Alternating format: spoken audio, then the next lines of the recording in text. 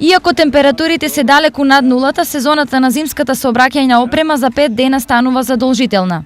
За патничките возила и товарните возила кои што се до 3,5 тони вкупна маса, задолжително треба да поседуваат зимски пневматици на сите 4 тркала, а доколку имат пневматици со летен профил, истите треба во приборот за опрема да имат и синџири за снег, односно ланци.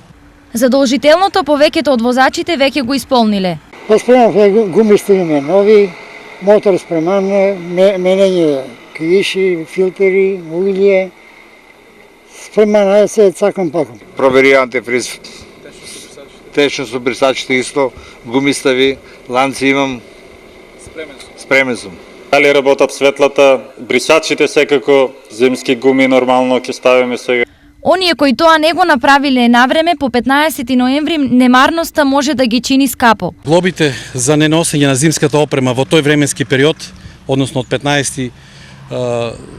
15 ноември па се до 15 март, е 15 евра во денаска противредност, ќе се изрече на секој возач кој што во приборот, односно нема зимска опрема и не носи ланци за управување со возило во тој временски период.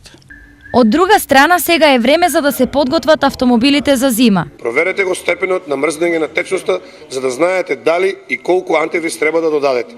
Проверувајте го притисокот на пневматиците 2 пати месечно, бидејќи со намалување на температурата на секој 5 степени, притисокот во пневматиците опаѓа значително. Проверете ги светлата и магленките. Кај суперачките не смеете да има пропуск, а мора редовно да се одржаваат и стаклата, ретровизорите и брисачите.